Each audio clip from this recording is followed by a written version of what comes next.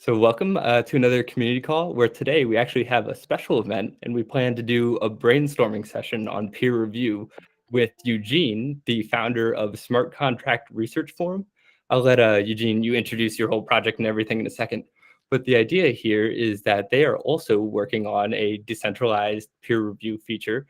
And Eugene and I thought it would be cool if we got our communities together to share feedback on both of our approaches in order to create an open line of communication moving forward. So that way, not only our two projects, but anybody else who is working on open peer review, will feel comfortable kind of sharing their learnings with everyone else in the community. So I guess to get started, kind of like our agenda essentially is that we plan to have Eugene present his idea for peer review for what they're working on currently, and then share feedback. And then we'll have Kobe present ResearchHub's initial thoughts for the peer review feature that we're going to build and get feedback from everybody. And then at the end, we'll kind of like compare and contrast and see I guess provide feedback in general on like the total approaches on like ways we can improve going into the future. So I guess to get started, Eugene, thanks for coming. I'm excited to go to your guys' community call later in the week. But yeah, would love to learn more about Smart Contract Research Forum and what you guys are experimenting with. Yeah, absolutely. Thank you, Patrick. And thank you to the ResearchHub community for hosting us. I'm Eugene. I'm currently the head of operations and outreach at the Smart Contract Research Forum. I'd love to get to say that I'm the founder, but it was founded by Sergey Nazarov, who is currently a co-founder of Chainlink, and Richard Brown, who is the former head of community at MakerDAO and has been helping to build out SCRF. And Rich and I work very closely together. And happy to answer any SCRF-related questions if and as they come up. But the real focus today is to kind of share what we're currently thinking about in terms of some of our, in terms of the peer review experimentation that we're really excited to run in the coming months.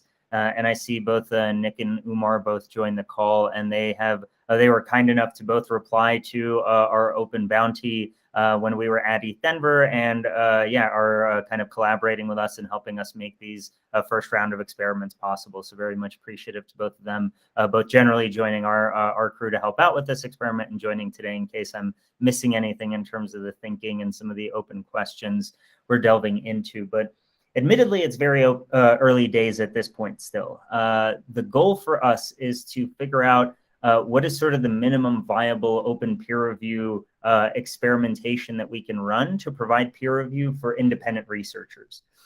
We are specifically starting with independent researchers because they are somewhat a neglected class of researcher in terms of actually getting peer review. Unless you have your PhD or you have strong enough connections, most independent researchers aren't going to make it to the Natures of the world or to your, most of your academic conferences or things along those lines. And in reality, Web3 or anything blockchain, cryptocurrency, et cetera, related that has real research components to it, not looking at sort of market prices and things like that, but the actual, underlying cryptography, underlying game theory, governance, mechanism design, all of the actual research components that build up and into Web3. A lot of the innovations that have come through in this space over the last decade or so have not been out of academia and have not been out of massive corporate or traditional research environments.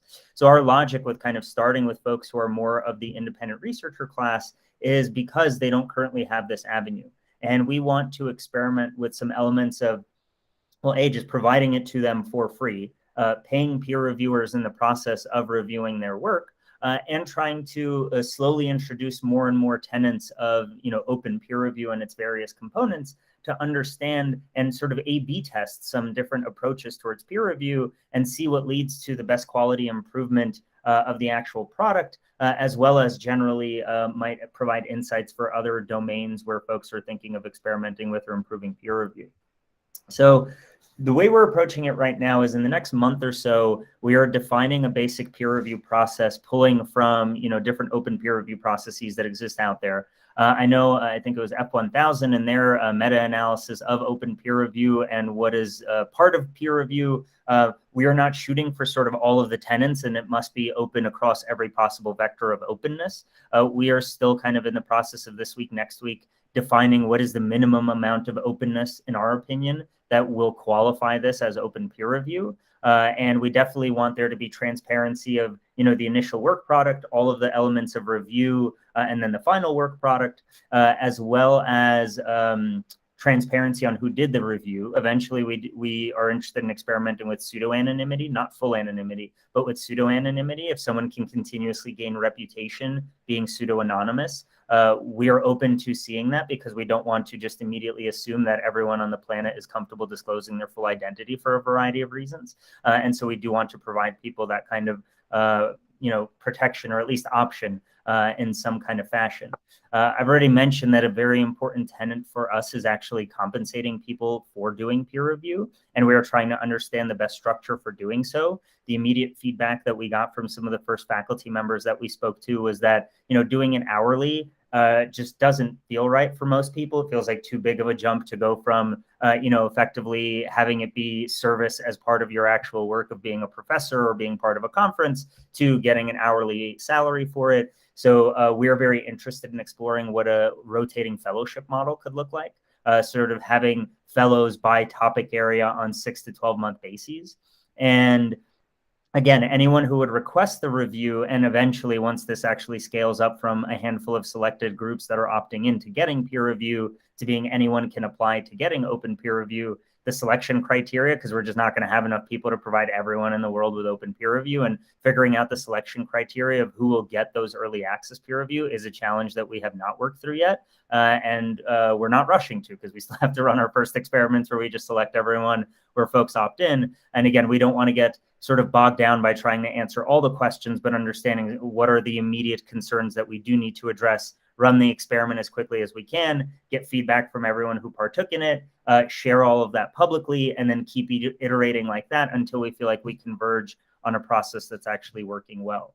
So, I mean, in terms of, let me just see if there's, this doc is too sloppy to share on a recorded call, so I will just talk about it some more. But, in general, we're currently in the process of identifying some initial independent researchers who want to opt into peer review. I'm part of this one working group where we were able to issue a number of groups looking at reward systems in crypto economic kind of communities, and looking at some of the successes and failures of those. So we're speaking to one of those researchers to get open peer review. I also spoke to a sort of private research lab that also open sources a lot of their work, and they've done some great work around computer-aided governance, around building modeling tools for people to structure governance tools. And so we're seeing if they have any research that they would want to opt into it. But we only want about 2 or 3 research products, research outputs to put through this process, given how early stage it is and given how many variables there will be to tweak over time. And so first is identify some open peer reviewers, some projects that want to opt into getting open peer review. With the help of Umar and Nick, we're currently working on working through some general questions. Again, what is the minimum amount of openness? What does our process look like? What is the tooling that we're going to use? And we might just start with GitHub, because that is readily available and free, though we are also exploring some other tools. I think next week I'm speaking to some folks from the decentralized science team, as they are apparently building a product around this. And yeah, I can find their link and share it later. And I actually caught up with someone from Block Science today, and they mentioned that they are working on something that might be relevant for us as well. So we're going to chat with them to get a better understanding of their tooling. But again, we're not trying to be perfect in this first go around. So using GitHub seems like a great kind of fallback option that we can use. So once we know who wants the peer review, once we pick the tool, once we've written out our basic process of how we're going to go about this, we want everyone to feel comfortable with the process and be very much aware of it. We're also putting together kind of a loose advisory board or working group around this, or I don't know what you want to call it, but we want to pull together some folks who have actively been thinking about peer review for some time now, and to at least give us some feedback on our process. And we're also exploring what does actually engaging a group of maybe 8 to 16 different advisors and giving them small grants to commit some time to giving us consistent feedback over the next 6 months, to make sure that our process is as sound as it can be. And we're pulling from folks from a variety of different backgrounds, including other, decentralized research communities, folks who have been doing open science, meta research, et cetera, not touching anything Web3 related, as well as just some academics who have very strong feelings on the peer review process.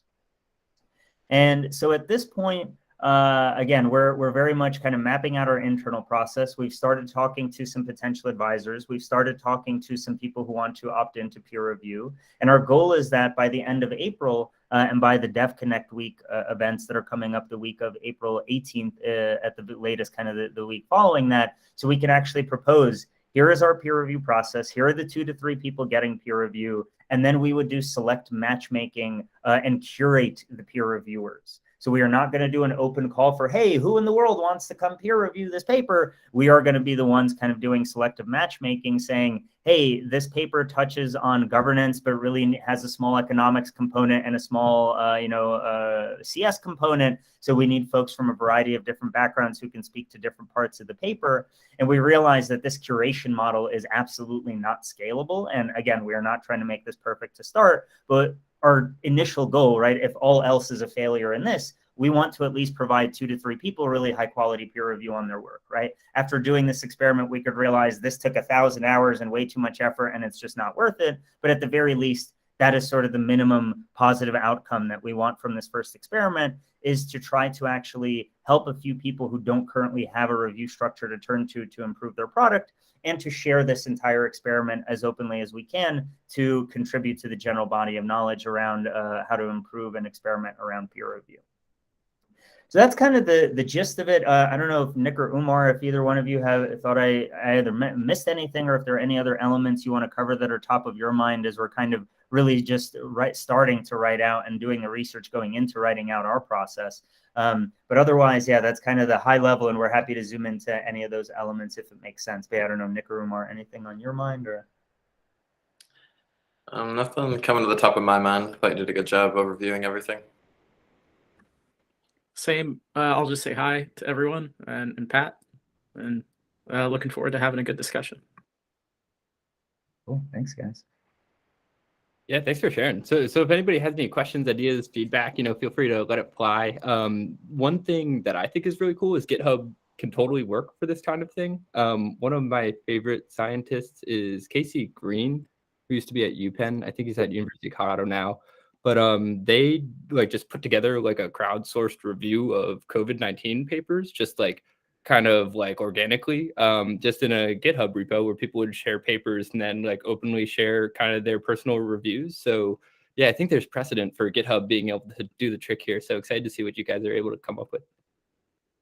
Yeah, thank you for sharing that. I'll make sure that we check that one out. Yeah, and there is one other tool, Web Hypothesis, that is. I'll send that in the chat in a second. But that allows you to highlight text and actually comment right on the specific lines of text, which is another feature that's interesting.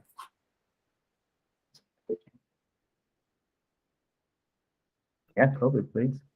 Yeah, thanks for sharing that, Eugene. It's very interesting and very similar to what we're trying to build here. So thanks again. Question, I'm curious about the crypto economic incentives. I know that you might have touched on it, but wondering what your thoughts are at the moment, just anything that you can share here on this topic. I know it's a really broad topic. Just curious if how much, if you've given it some thought, and what your thoughts are on that topic. Yeah, I mean, the academic answer, it depends. But in something more concrete and less avoiding the question, I mean, I think it's right. My only honest response is I'm open to seeing experiments, but I'm not convinced that tokenization solves all incentive problems. I think that I'm really excited to see groups like ResearchHub, like VitaDAO, and other groups that are actively experimenting with tokenization in different ways. In 2 weeks from tomorrow, I will be hosting an event in Pittsburgh with a CMU professor and the executive director of MetaGov to have this also a similar type of discussion. And I mean, the crypto bull in me is very much like, yes, DAOify it and add a token and all these wonderful things will happen. But having paid attention to DAOs for the better part of 6 years now, and being part of building a Web3 organization that is not touching a token at all, and still just seeing the standard human problems that get in the way of a tooling solving certain other issues.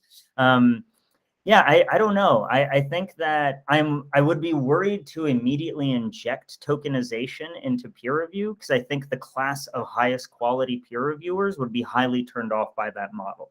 So even if it is the right thing to do, I think your average academic would be like, oh, there's a peer review token? Not for me. No, thank you, right? Like they don't even want to hear the peer review discussions about how do we fix academic peer review. And that's why we chose to do independent researchers, because then that's more disarming for them and they're more comfortable to be like, oh, I can get a fellowship to help some people who will never compete with me from a publishing perspective.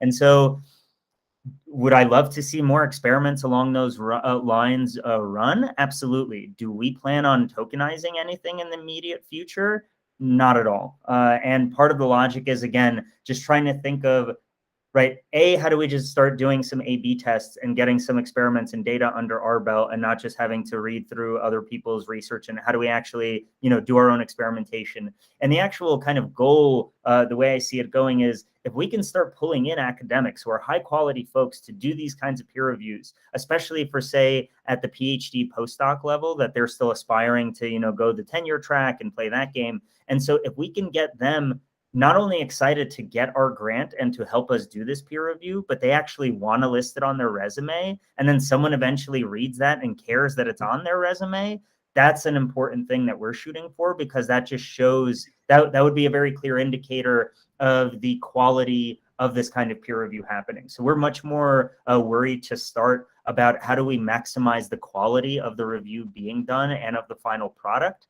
And we are just in a convenient position where we can kind of have a reasonable runway of paying fellowships and incentivizing in different ways that might be more palatable, that we would rather not rush to inject tokenization, which might just complicate things further.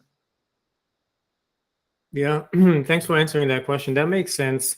So your thoughts are like basically A/B tests start with like a grant that, from my understanding, that, and I'm not a scientist, so sorry if I'm saying something crazy, but like the grant money would go to the reviewers themselves as a first step, and then like slowly kind of like figure out what the crypto economic model is and how that grant can be replaced with something else. Is that what you're thinking?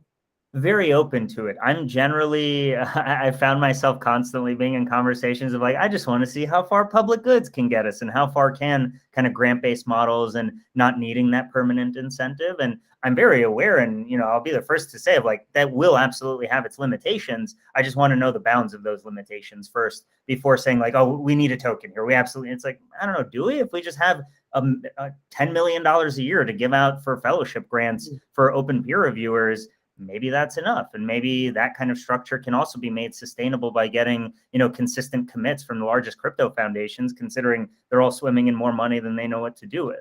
So that's where it's also, it's an interesting time in crypto that if you can show value, money can come in different forms, whether it's launching a token or just consistent grants. And so, yeah, I just personally want to push the grants model as soon as possible, though if there's any evidence showing that tokenizing will have a significant increase in quality and incentive alignment, we are not ideologically committed to never tokenizing anything. We just kind of want to see how far we can get without it, while others, are more apt and more comfortable with running the tokenized experiments.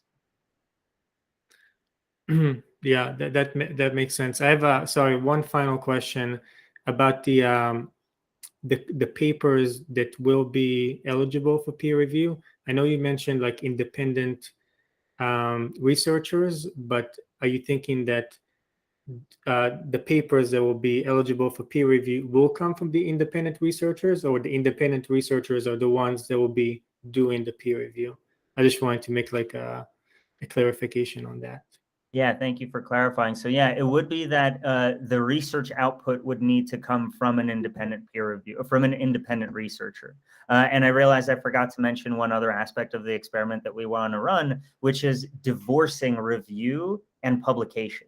Right now, how do you actually get peer review as an academic? You put forth towards a certain journal, towards a certain conference, towards something concrete where you will get to present or put out your paper. We would actually like to divorce that structure and just say, hey, how do we just help you improve your output? You want to go publish? Cool, you can go publish anywhere you want after that. But that's not our, like, you go do what you want to do. We're just trying to open source the peer review part, because we've noticed a lot of or not a lot, but a certain portion of the incentive problems around peer review actually stem because of how closely linked the review is to the output, and the fact that there can be other biases that creep in because of that structure. So what happens when you divorce it and just make a fully independent peer review apparatus? Yeah, makes perfect sense. Yeah, fully agree.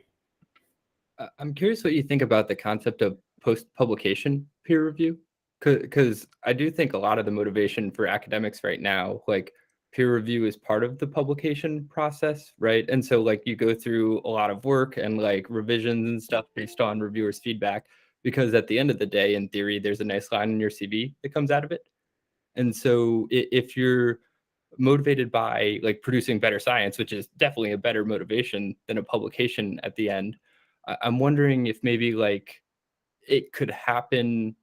Well, I think the first issue that is in my head is that there's got to be something in it for people. You know, like eventually these independent researchers will want to publish in a peer-reviewed journal. So I imagine it'll get peer-reviewed again, or just shared on Medium or something like that. So yeah, I wonder if like there's a way to help to identify like bad peer-reviewed papers, you know, from these fellows, where they're spending their time looking at stuff that's already been, you know, in theory peer-reviewed and published, but now we have like a second layer to help to identify like the low quality papers, because that definitely exists. Yeah, curious what you think about post-publication peer review in kind of like your paradigm. Yeah, I mean, and I see post-publication peer review, I guess depends on the specifics of how one is defining it, but that could also just include like crowdsourced peer review or just from the actual timing of publication. So Pub is a good example, I think. Sorry? PubPeer, they're like anonymous post-publication peer review website. Exactly, yeah. So I do think that, yeah, so I think for the initial point that we want to start with, it's much more of, you know, the highly curated matchmaking version. But and we haven't discussed this in detail, so Nick and Umar, especially if you have slightly different visions of how you see this going forward, like please feel free to jump in as well. But the way I'm thinking of it is that I would love for there to be like, let's just say today I finished my research and tomorrow I opt into open peer review. That should be a curated element on the fellowship model of like, there are people who are compensated somewhere on this planet to do a direct thing and like consistently do that as they're available. And on the other side, to create more of a bounty structure for open peer review. Because I do love the idea that anyone in the world can just come in and crowdsource. What I don't love in that model is right away, it's very easy to be like, yay, crowdsource, open source, and still not pay anyone. And like, if people are doing work, they should be paid, especially in a space like Web3. There's no shortage of money around. It's just a question of distribution.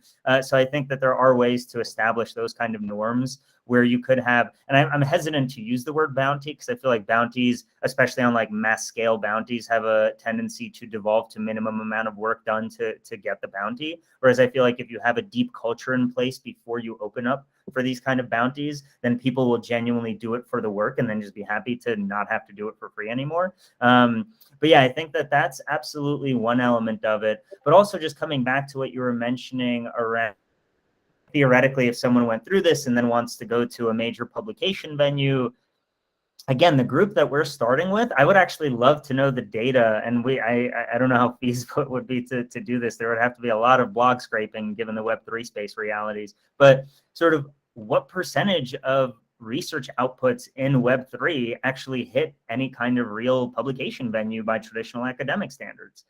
I think an aggressive estimate is 10 to 15%. I would not be shocked if it's sub 5%.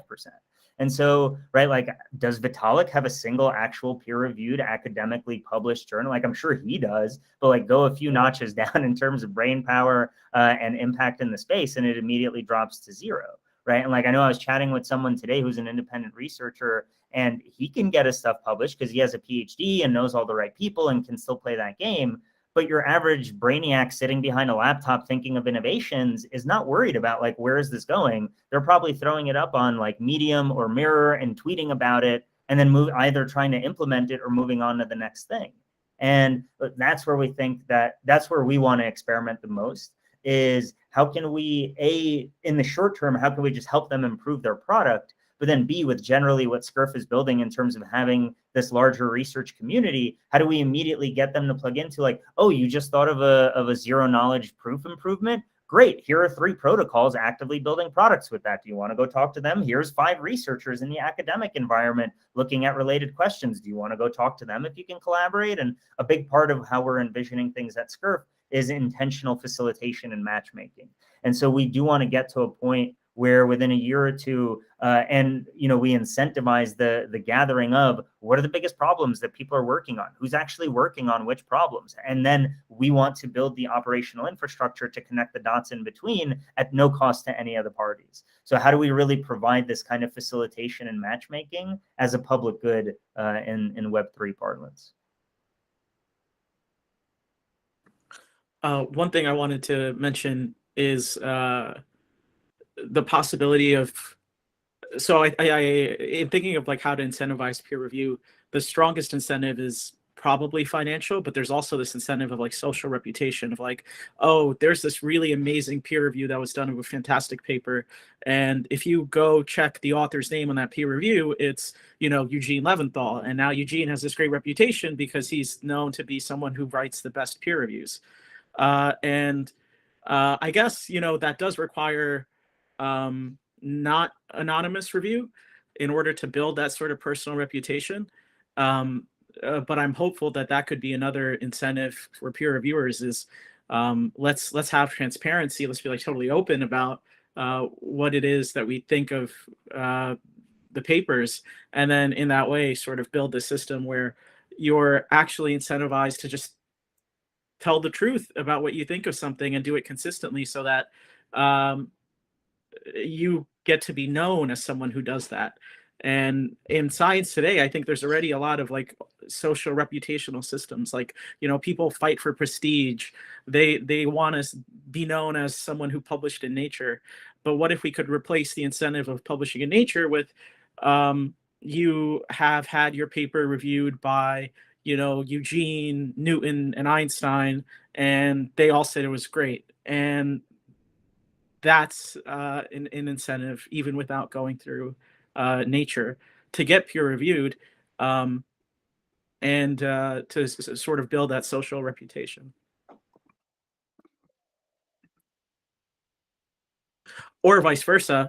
Patrick, you were talking about like bad papers. Like if you write a bad paper and Eugene like goes and trashes it, like, that's bad for your reputation or social. Yeah. Yeah, totally. I mean, I could definitely see like a positive peer review from Einstein being way better signal than a publication in Nature. So I could definitely see that. Like if you can get big name like peer reviewers to help to lend their credibility towards other work that they think is important, that would be super cool. I just shared Publons, which I don't know if you guys have stumbled across this, but Claravit Analytics bought this a couple years ago. But this is kind of like a LinkedIn for peer review. Like it's like got leaderboards and people can claim like their peer review outputs in theory if they want to like include it in a tenure application or something. So they've done this in a like non-pseudonymous way, like just totally transparent. The reviews aren't there, but people can claim like their work history. Interesting. Yeah, I'll definitely want to look into that. Yeah, we should definitely look into that more to just better understand, especially given that most peer reviews are anonymous. How do they verify that? Do they need a multi-party confirmation to say that, I did actually review that paper if the only people who knows that are like the conference proceeding chair or the journal editor? Yeah, because I wonder how they figure that out on the back end, but that feels like a solvable problem. Yeah, I want to say Claravit is plugged into one of the big journal companies, so I bet they're on the inside. Gotcha. You got a mole on the inside. Yeah. Gotta check that out. Yeah, if anyone just is aware of any other good quality open peer review processes or just any other elements that you think we should be thinking of, again, when it comes to like the pseudo-anonymous nature, when it comes to the reputation gathering, like some of these things are going to be elements that we want to phase into this process over time. But for now, it's sort of figuring out, I always have mixed feelings about using startup terminology in academic directions. But again, like what is the minimum viable open peer review process, right? What is the least amount of both review and openness that is necessary to actually provide something useful to an independent researcher? And what is the form that would take and how to actually process that in the most convenient and quick time? Yeah, please. I just shared the Journal for Open Source Software here too, where they do, I think, open peer reviews on GitHub with all their publications. Kobe? Yeah, I'm just curious if you guys have given thought into what are the statuses that the peer review should have. So like I've just looked at a bunch of tools out there, and the statuses on each platform varies.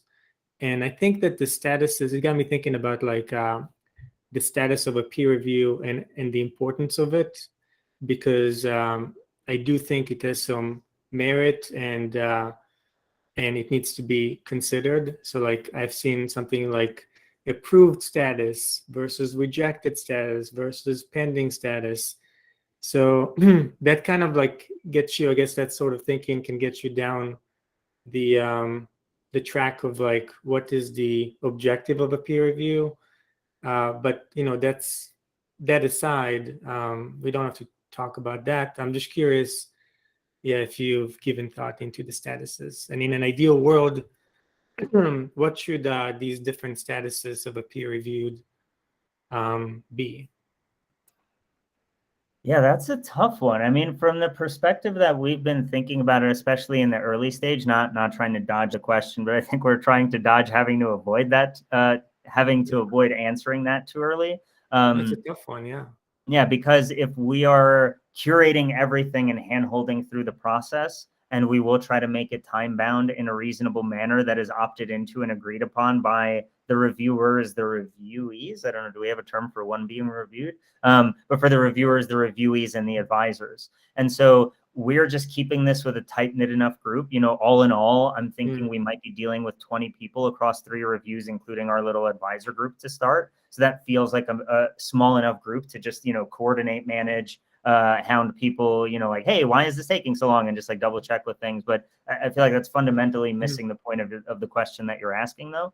So I don't know. I think that in its most basic form, it's once someone has completed a work, then it's the opting into this peer review, right? Because it's not that this is a required review to then go do another thing. So there needs to be the opt-in. There's the matching process of finding the right reviewers. Then there's the question of, do you want to let reviewers start reviewing to be staggered? As in, if we found someone who's the CS person and they're willing to jump in right away, but we also need someone who's a PhD in econ, and for some reason it's just taking a few more weeks to find. Do we want to then wait until the last review has started? Or especially if it is a genuinely more open, continuous process, is it possible to kind of compartmentalize it, which I feel like generally touches on the question of like micro publication, and should you be trying to publish the whole thing, or can you compartmentalize your work into its most chunkable portions and just try to release those? But even if kind of avoiding that added element, I think that if running it in a continuous fashion, then it's effectively begun. And that's at the moment when the first person has committed to reviewing it. And that continues running until enough people, say we make a requirement of like, for it to be considered reviewed, we need at least 4 people to give their full feedback, or whatever number. But like once you've hit that requisite number and they complete it, then it's done. That feels like the most basic process that we could do on the continuous side. I was wondering if there are any kind of elements of that status that you are either most worried about replicating from the academic and of the traditional environment, or most excited about seeing experimentation around. Yeah, I'm personally not so sure myself. That's why I asked. Yeah, I guess it really comes down for me, and like as I mentioned, I'm not super familiar with the process because I'm not in the field, but it comes down to I guess like up until this point, from my understanding, is a lot of the peer reviews are done by the journals themselves in order to get a piece of work published. Now we want to decouple that so that the peer review can happen independently of the publication. That seems like a good idea to me. But now the notion of what it means to be approved is a little different, because like approved in a journal means like, okay, now it's published. But now in this divorce world, what does approved mean? And should there be another status instead?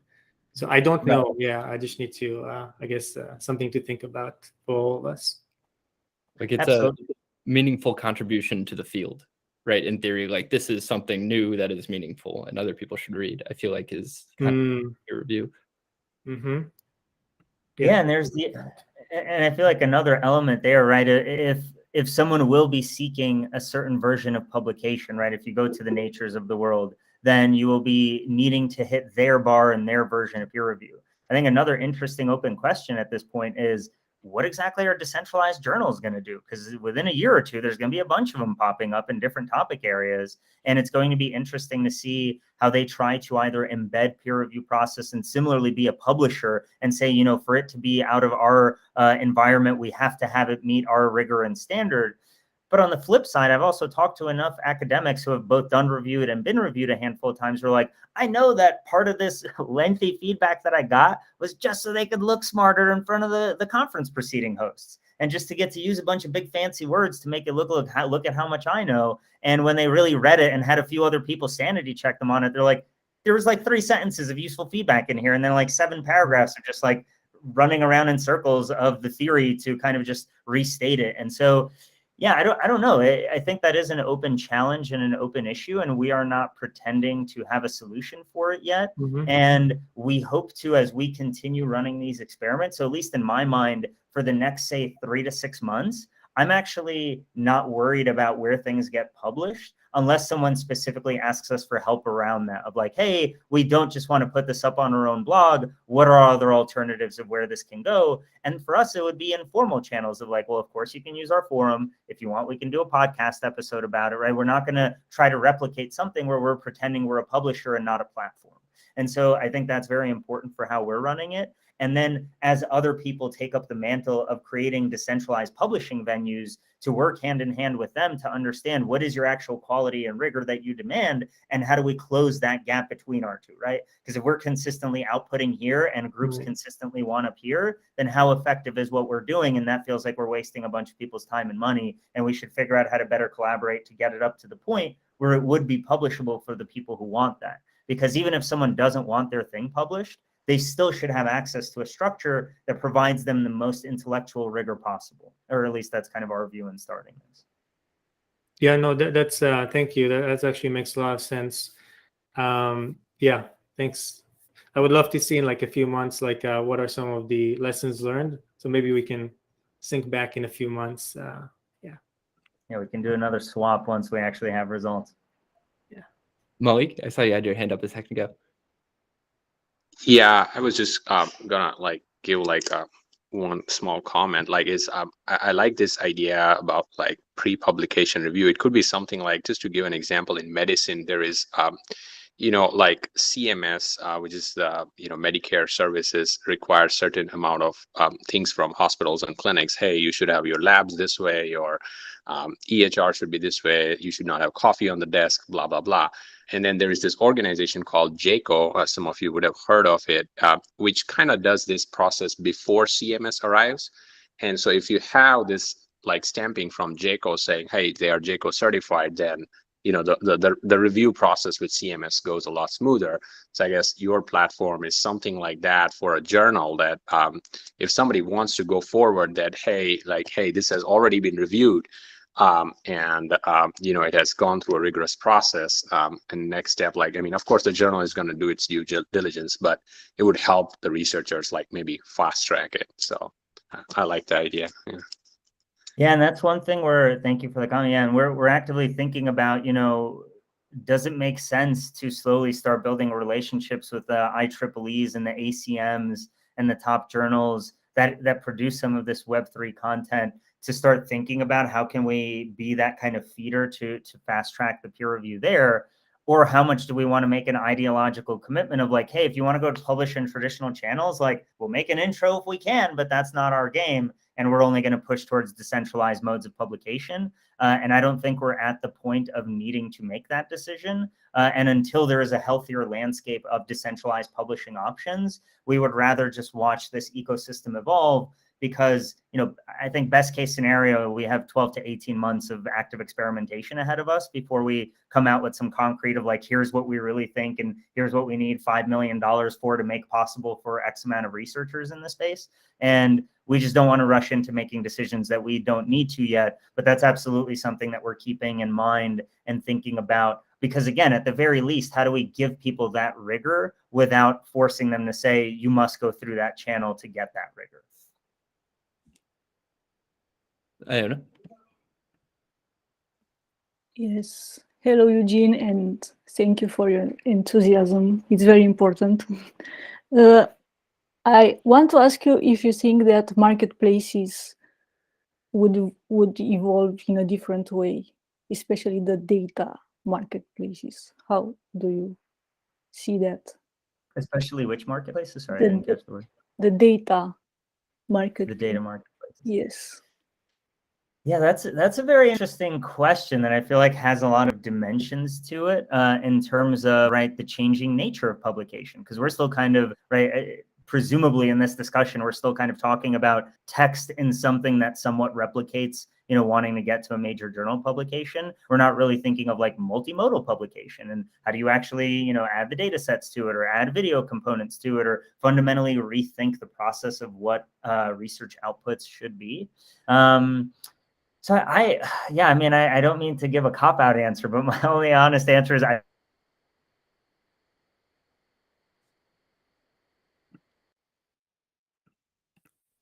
We get Eugene frozen for you guys too.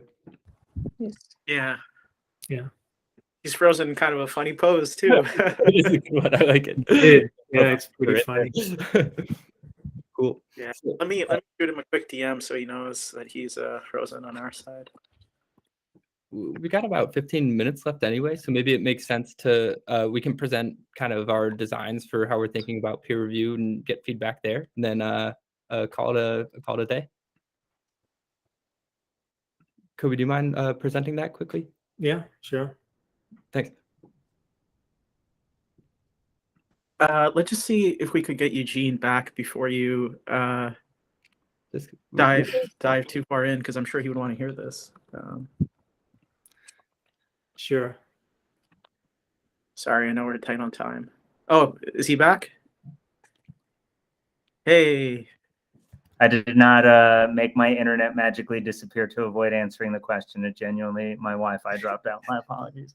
But yeah, I just to finish the thought, I don't know where exactly it got lost, but I think that the question of marketplaces, there was also the question of like tokenization earlier around some of these elements and what that does or doesn't create.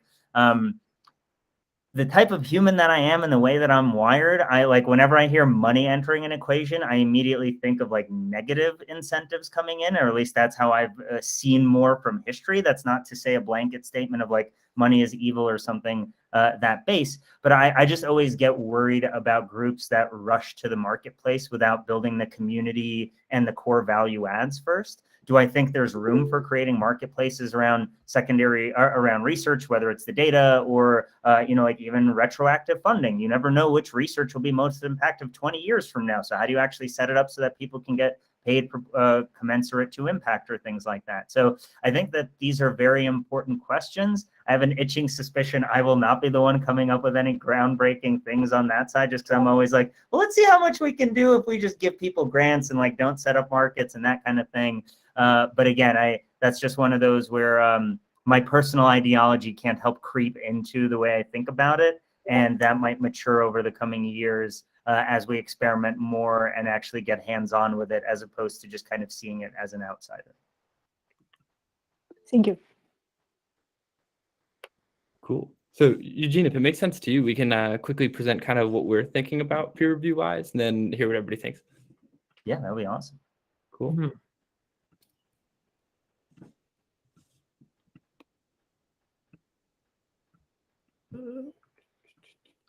Yeah, can you all see my screen? Looking good. Yeah, so we've given it some the peer review thing some thought. However, what I'm going to show you is kind of like not necessarily what we're thinking. This is really like early designs, but I'm curious to hear your thoughts.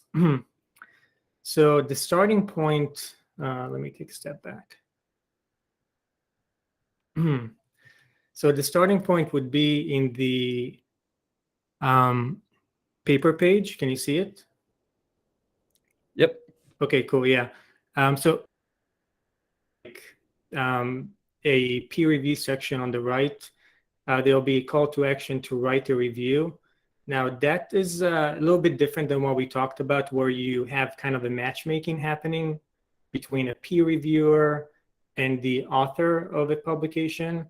This is what I'm showing here is more of a crowdsourced like flow. So you would click write a review. Anyone can come to this paper page, click write a review, and then they will be shown this particular form. Now the fields here totally subject to change, but there will be some some open-ended information that we require, some maybe radio button specific answers, and some status. So like approved, or I think someone mentioned completed can be good. And you would basically submit a review. And if you move on to the next step, this one is just showing a filled out state, so we can skip that. So anyway, the review, once the review is published, and this won't happen at this point, the exact point in time, but the idea is that both the author and the person that completed the review should get financially incentivized. Eugene, you made a lot of really good points about the fact that we need to be it's something that we need to evaluate and be extra cautious about, because when you enter money into the equation, bad things could happen. But that's the high level idea, that the author and the reviewer would be incentivized. Then this particular state shows an author receiving a notification that their publication has been peer reviewed. And so here and I don't think it's shown here, but the idea here is that yes, the author will get some kind of a notification here saying someone reviewed their paper. But in addition, what we're thinking is that somewhere in the feed, we will make some kind of a demarcation, specifically outlining papers that have been peer reviewed from those that have not. So, and we can even use status to our advantage. So let's say something has been peer reviewed, but the status is not completed. Maybe it needs some attention, and we can use also, it can bring some attention to the community, saying hey, this paper needs some attention. And or maybe if there was one peer review and we need a minimum of 3, if we want to go down that route of having a minimum number of peer reviews, then we can also specify that the paper needs additional peer reviews. So that's something we can do somewhere in the feed, though it's not shown here. But yeah, you can use your imagination. And in this particular state, so I don't think we need to go over this one, but I guess there is a couple of other interesting things I want to show. So there is another idea of that we talked about of basically, let's go scroll a little bit up to the top. Basically, another idea of we've shown here a crowdsourced model of anyone can go in and write a review. Now there is also the idea that there will be more matchmaking happening. And instead the CTA, the call to action button, would say request a review. And in which case we're thinking we have an editor program where we have vetted individuals that own the platform. We're thinking that one of their responsibilities could be to actually kind of handle this matchmaking process. So rather than anyone writing a review, maybe alternatively or in addition, they could help facilitate this matchmaking process. And a request would go to their inbox, and then they can kind of take it from there. Yeah, and I guess we also have like some, like quickly showing here some like what a queue of like a person's papers to be reviewed can look like. But again, I don't think it's meaningful to go into detail. I'm just going to quickly scan and see if there is anything else that I think we should discuss. Seems like we reviewed the basic. So yeah, that's that's pretty much it. Yeah, wondering if you have any thoughts or any suggestions. Would love to hear anything. Kobe, you said you Okay. weren't a scientist, Sorry. but you clearly have published a paper that proved the Earth revolved around the sun. So, which is, yeah, that's impressive. I do have one question. I noticed the notification said you and the author have been rewarded 100 RSC. It totally, makes sense given everything we've discussed about it's rewarding the reviewer. I was curious, why also the author? This comes Yeah, from I think Joyce can add to that. But like one of the ideas that we had, we wanted to create some kind of an incentive where we want people to publish content regardless of like if the publication like I guess tests their validates their hypotheses or not. So we basically want more content to be published and less content to be hidden away because the hypothesis was a null hypothesis. And we're thinking maybe one way of doing it is to get more people to publish and then reward them for their kind of like putting their papers out there. But I'm sure Joyce has a lot more to say about that topic. Yeah, so I think like the first piece is that this is a very early design iteration that's basically we're using it to brainstorm more or less. So some of the small details, they'll all probably change. This is like a piece of content to help us think better. Where the author getting rewarded alongside with the reviewer comes from is the Center for Open Science. This is kind of like the GitHub for open science, where people can share like files attached to their study, also preprints.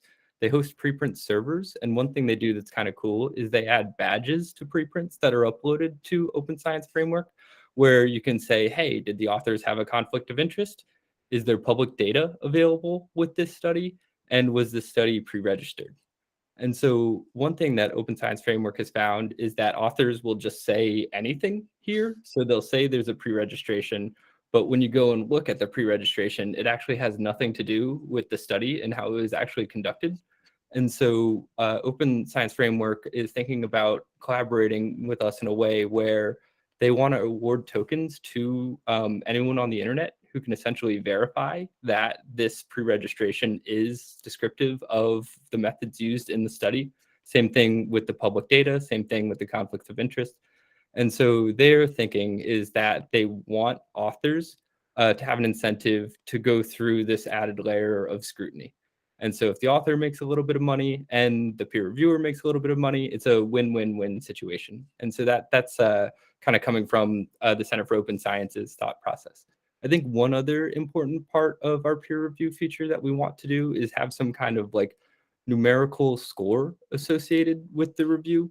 So in theory, peer reviews right now are qualitative. It's hard to like look at a peer review and know whether it's good or bad. You actually have to read it. And so here's an example of something that happened on our website. There was a paper posted. It was a bunch of case studies, peer-reviewed, published in a journal that said sitting near electronics might affect blood sugar levels in pre-diabetic and diabetic individuals. So it's like a pretty, inflammatory title, like lots going on here, kind of exciting. And someone actually came in and did a small peer review saying if you Google the author's name, like pseudoscience, there's a lot of like sketchy stuff in their past, and that like this is really just like 2 or 3 case studies. It's not a randomized controlled trial or anything. And so ideally what we'd like to have is someone like Alex be able to come in and like provide a score on a couple of different like dimensions about the paper. So that way when new people show up to this paper and they're like, oh crap, like sitting near electronics is going to mess with my blood sugar levels. If there's a little meter next to it that says this is 20% quality or like 80% of peer reviewers think that this can't be replicated. Kind of similar to like Rotten Tomatoes almost, where there's like a quality score of like both experts and like the regular audience. We're thinking about having something similar where there's like a matchmaking peer review with experts, where there's an expert score from people in the field who are evaluating the paper, but then there's also an audience score of anyone who wants to share their like thoughts on the paper can share a review too, and kind of condensing it down to metrics. So that way, when a random person on the internet stumbles across this paper, they have context from both experts and the crowd on the potential like quality of the paper in order to better interpret its findings. I love that. That sounds awesome. And Nick and I were actually just talking a bit about Rotten Tomatoes this morning. Yeah, I remember our one of our engineers, Patrick Liu, mentioned this idea like a year ago, like stealing from Rotten Tomatoes, and I was like, no way, like that's so unprofessional. But like as time has gone on, I've been like, oh man, Rotten Tomatoes, that is like a lot of information and not a lot of words there. Connor?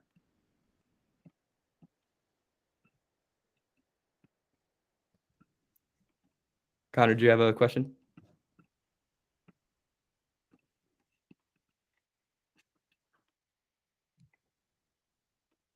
I guess, does anybody else have thoughts on kind of how we're thinking about peer review initially?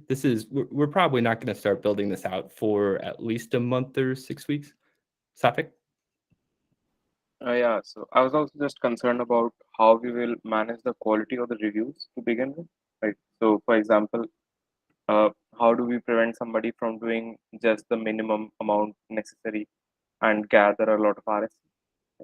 And secondly, knowing how the internet is, how do we make sure that people aren't just publishing stuff on ResearchHub just to get just to get people riled up and do a lot of reviews of it, which would in turn give them a lot of RSC despite the quality of their work.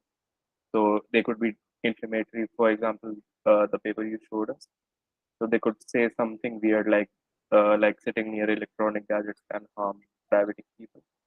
And they'll get a lot of negative reviews for it, but they will still be earning 100 RSC per negative review.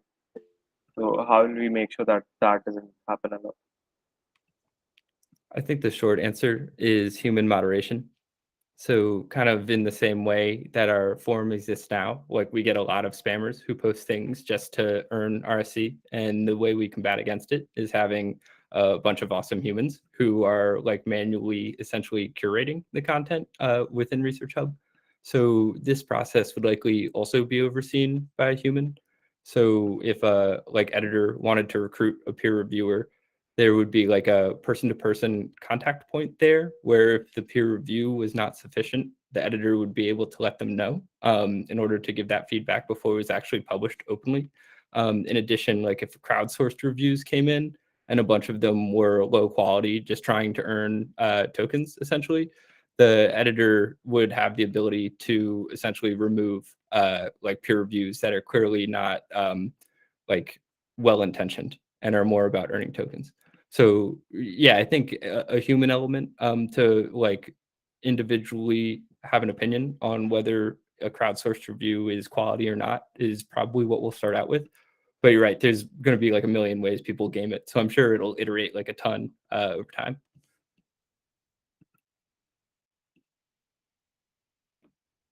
Eugene, on the quality score, sentiment. Yeah, Yeah, totally. I was just listening to a podcast this morning when I went for a walk, and it was about a contentious research question and how one study from, I think it was Brown University's Public School of Health, was like widely cited as like the cornerstone of why policymakers are making the choice they are. And then as soon as another researcher looked at it, they're like, you realize your methods are fundamentally flawed because you went to a biased data set. And so like everyone there is going to lean in one direction and it's not actually an objective measure. So like that should have limited its ability. And I wonder, I'm unfortunately going to have to jump, so I won't be able to stick around for the answer, but I'll watch the recording later, but would love to hear of like, as especially ResearchHub expands and there's more of like the preprint publication and potentially even adding more and more clear elements to it, are there ways that people can specifically just react to like, hey, I have a deep methods question, because like, are you sure? And to actually make the generation of that research, that initial research project more collaborative, instead of being like, hey,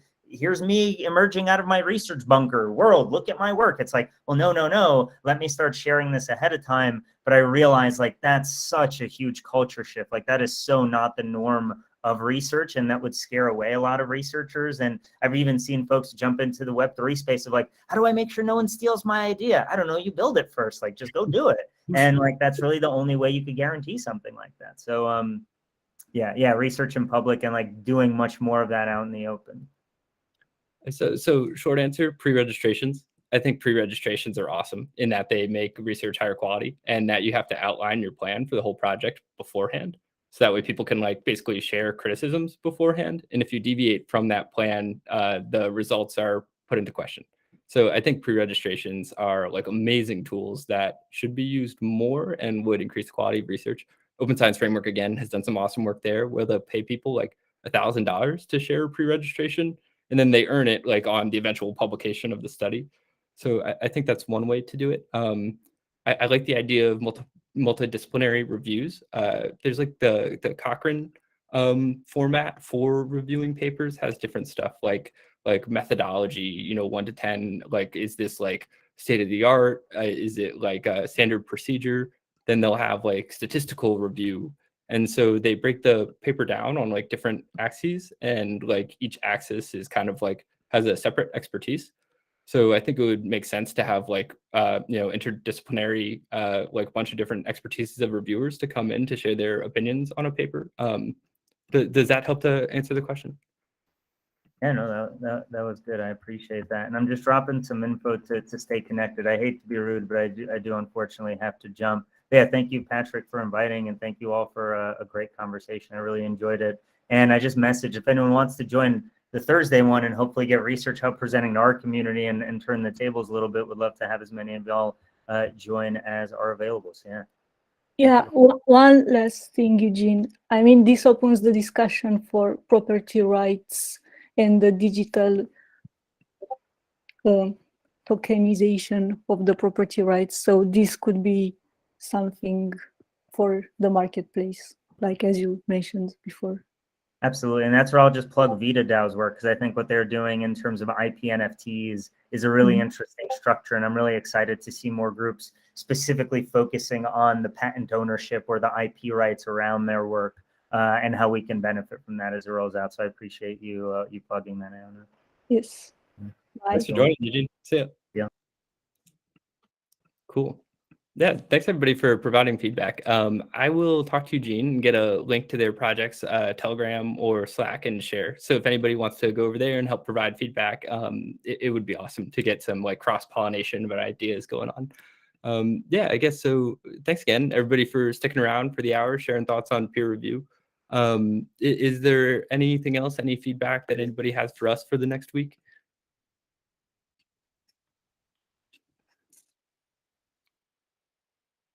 Cool. That sounds good to me. Well, until next time. See y'all later. See ya. Thank you. Thank you. See ya.